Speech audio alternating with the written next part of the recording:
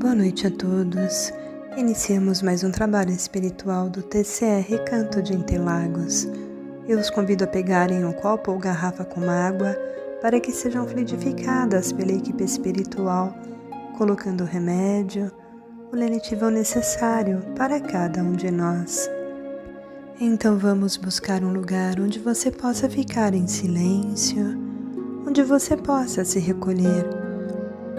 Vamos fechar os olhos, fazer uma respiração profunda. Vamos tranquilizando as nossas mentes, nos acalmando, elevando os nossos pensamentos a Deus, pedindo em oração. Pai de amor, justiça e bondade, mais uma vez estamos reunidos em Teu nome para podermos aprender um pouco mais. Te pedimos, Pai, clareie as nossas mentes para que possamos ter o entendimento necessário das Tuas leis divinas. Nós te agradecemos, Senhor, pela dádiva da vida e pedimos que nos ampare em nossas dificuldades, que nós possamos superar os nossos desafios e nos melhorarmos a cada dia, praticando a fraternidade, o amor, para fazermos partes da Tua seara divina. E assim, mais harmonizados, que possamos doar o que há de melhor em nós, em nossos corações, em forma de vibração. Vibremos por todos os lares em desavenças, para que possa haver paz, harmonia, amor e compreensão nesses lares. Vibremos também pelos hospitais, pelas clínicas psiquiátricas, por onde houver um leito de dor, pedindo aos amigos espirituais que enviem um bálsamo para aliviar as dores desses nossos irmãos que ali estão e que os auxiliem nessa caminhada difícil. Vibremos. Vibremos pelos nossos irmãos que vivem pelas ruas, sem um lar, sem o alimento, pedindo aos amigos espirituais que os amparem, que os fortaleçam e que os auxiliem a passar por essas situações difíceis que estão passando. Vibremos. Vibremos pelos presídios, pelas penitenciárias, pedindo pelos nossos irmãos que ali estão encarcerados, para que eles possam de alguma forma conhecer os ensinamentos do nosso Mestre Jesus e que ao saírem de lá, eles possam sair melhor e seguir o caminho do bem. Vibremos. Vamos vibrando também por aqueles nossos irmãos que se encontram doentes do corpo e da alma, enviando os nossos melhores sentimentos de saúde, de equilíbrio, que os amigos espirituais possam alcançá-los, auxiliando-os em suas necessidades. Vibremos. Vibremos também por um amigo, por um familiar que sabemos estar passando por dificuldades e vamos pedindo aos amigos espirituais que enviem sentimentos de paz, de amor e que eles possam ter a sua fé renovada para enfrentarem os seus desafios. Vibremos.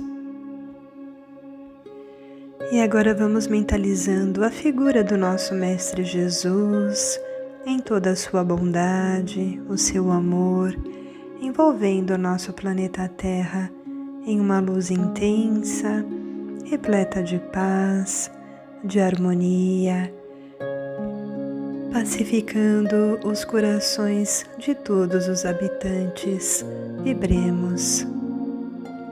Pai misericordioso, mais uma vez nós te agradecemos por todo o seu amor e te pedimos, Pai, nos fortaleça em nossas fraquezas e nos ampare em nossas dificuldades.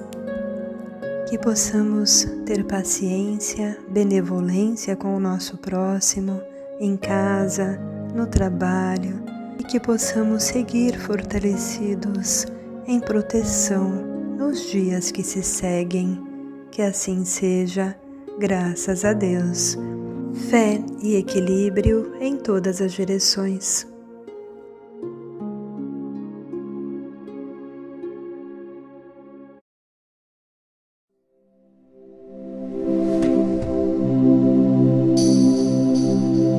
Ao anoitecer, em Cafarnaum, a casa de Pedro tão simples, casinha comum, se enchia de paz, repleta de luz, ouvindo as palavras eternas do Mestre Jesus. Vou me imaginar sentado ali entre João, Pedro, Tiago, André e Levi, à beira do lago de Genezaré, lançando na alma para sempre sementes de fé. E eu tão criança ainda, naquele lugar, quem sabe Jesus me levasse para passear no quintal da casa de Pedro, à luz do luar, sentindo a brisa da noite e o perfume do mar. Dissesse pra mim, já é hora de você voltar. A gente se encontra de novo no seu evangelho no lar. A gente se encontra de novo no seu evangelho no lar. E eu tão criança ainda, naquele lugar, quem sabe Jesus me levasse para passear no quintal da casa de Pedro, à luz do luar, sentindo a brisa da noite e o perfume do mar.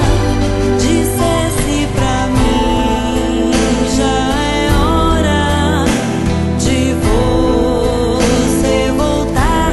A gente se encontra de novo no seu evangelho no lar. A gente se encontra de novo no seu evangelho no lar. Entende por morte. Eu vou te contar uma historinha verdadeira. Aconteceu com meu pai um tempo atrás. Meu pai já falecido, mas talvez há 20, 30 anos. Uma vez um amigo dele, havia morrido alguém na família, a esposa, o filho, alguém muito próximo. Esse amigo estava muito triste, muito chateado. E aí meu pai, eu era pequeno, mas lembro dessa conversa, meu pai falando para ele, sabe, procure os espíritas, vá conversar com o espírita, esse pessoal parece que entende a morte de outra forma, eles encaram a morte de um jeito mais suave. Eu guardei isso aí quando era pequeno, meu pai não era espírita, né? E parece que é isso mesmo, parece que nós, os espíritas, de alguma forma conseguimos conviver melhor com o drama da morte, né? Mas para entender como isso funciona, a gente precisa entender um pouquinho como é que o espiritismo entende a morte. E é bem bacana. Primeiro, espíritas são reencarnacionistas, ou seja, eles acreditam, eles sabem, nós espíritas sabemos que nós encarnamos uma série de vezes. E aí vem uma pegadinha, uma pergunta curiosa, né? Quantas vidas nós temos?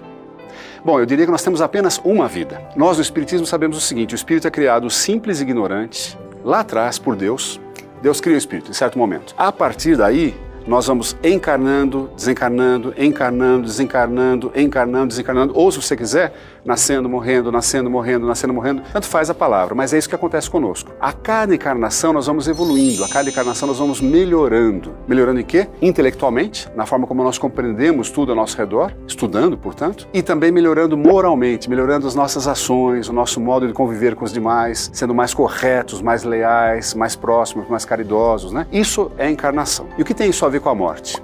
Bom, acontece o seguinte, se nós encarnamos e desencarnamos uma série de vezes, nós morremos uma série de vezes.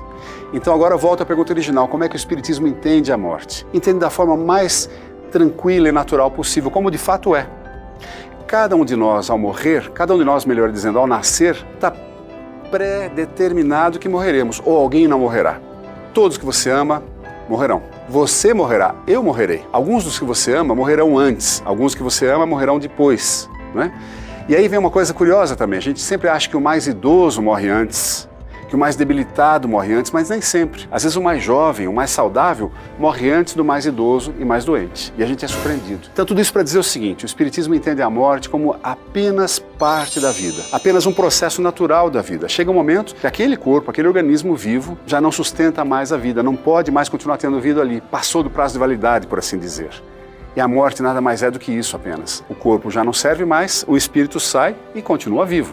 Continua as suas experiências, continua seu aprendizado, continua a sua vida em essência. O que morre é a matéria orgânica, o que morre é aquele corpo. E nós, que somos muito apegados à forma, à matéria, à visão, sentimos demais a morte. Mas lembre-se, o que está morrendo ali não é o seu parente querido, não é seu marido, sua mulher, seu filho, seu pai, sua mãe. O que morreu ali foi o corpo que esse espírito usava naquela encarnação. Só isso, apenas isso. Compreendendo assim a morte, fica tudo muito mais tranquilo, fica mais fácil aceitar uma coisa que é natural e é inexorável. Todos nós morreremos, compreendamos a morte para que possamos morrer de uma forma mais suave, para que possamos conviver com a morte do outro da forma como deve ser, suavemente, alegremente, tranquilamente. Um pequeno passo. Tudo começa com um pequeno passo. Da libertação do ódio à conquista do espaço, tudo nasce de uma primeira iniciativa, de um esforço inicial, de uma pequena manifestação da vontade na direção de um objetivo maior.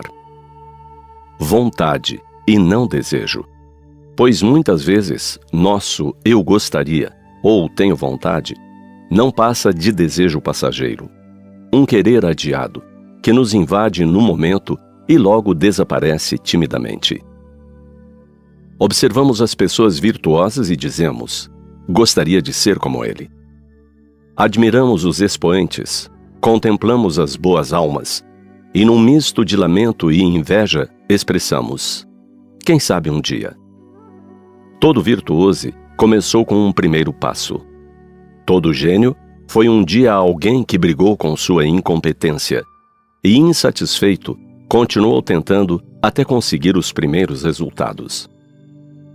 A famosa frase proferida pelo astronauta Neil Armstrong ao pisar na superfície da Lua ganhou um toque especial quando décadas depois foi reanalisada.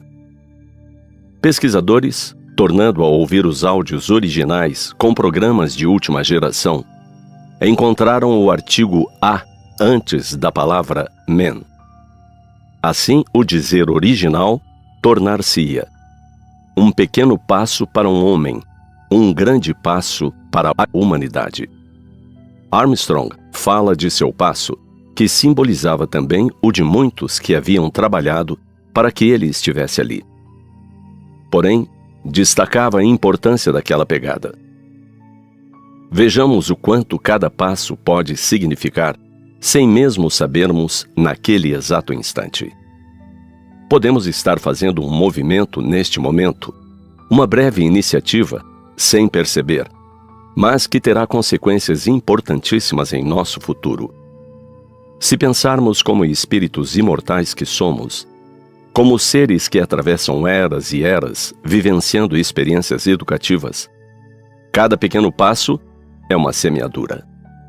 Não pensemos em colher amanhã. Não pensemos, talvez, em colher nesta vida. Alguns resultados vêm mais tarde. No entanto, nada que for plantado no caminho do bem e do progresso se perde. Evitemos expressões como eu não consigo, eu não posso, eu não tenho condições ou é muito tarde para mim. São decretos perigosos que a mente aprende e que aceita. Muito trabalhoso o processo de libertação desses conteúdos paralisantes. Substituamos por ainda não aprendi, mas vou aprender. Estou aprendendo. Ou devagar, aos poucos, eu vou conseguindo. O cérebro precisa entender que somos almas em aprimoramento, que somos espíritos em evolução constante. Inércia é morte. Estagnação é doença.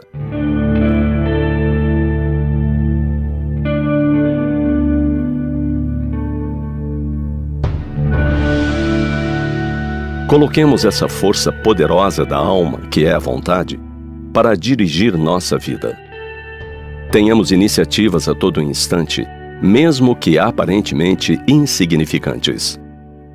Perdoar alguém por algo que muito nos machucou pode começar com dizer: eu ainda não consigo. Sim, ainda, pois preciso trabalhar certos conteúdos em mim para conseguir.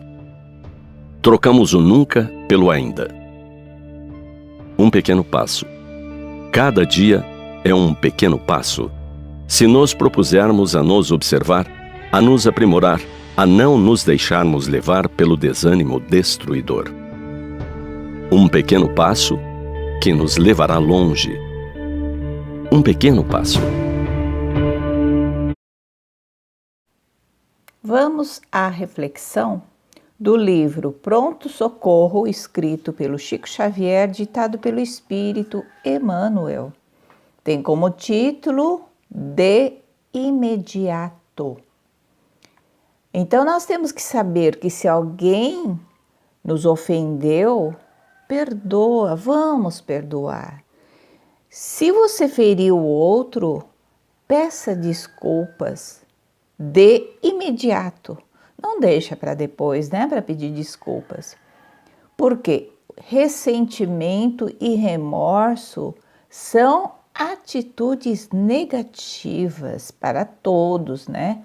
Porque a desarmonia espiritual, quando não extinta no nascedouro, quer dizer, de onde nasceu, né, de dentro de nós, cria perturbações de resultados imprevisíveis, né? Nós nem sabemos o que vai provocar, que quando não debelado, quando não extinto, né? Quando você não consegue retirar de você com urgência, acaba intoxicando todas as forças do nosso corpo, quer dizer, nos adoece. Por este motivo, certamente que Jesus, o Divino Mestre, nos ensinava. Qual era o ensinamento dele em relação a isso?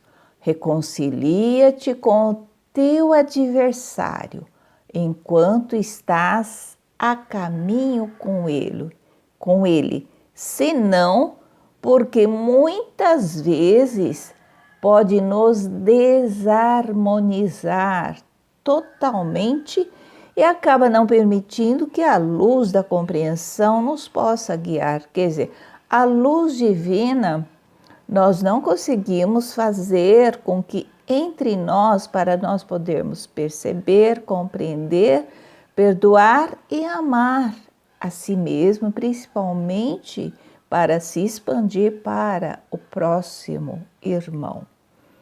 Refletindo sobre isso, vamos dizendo sempre fé e equilíbrio em todas as direções.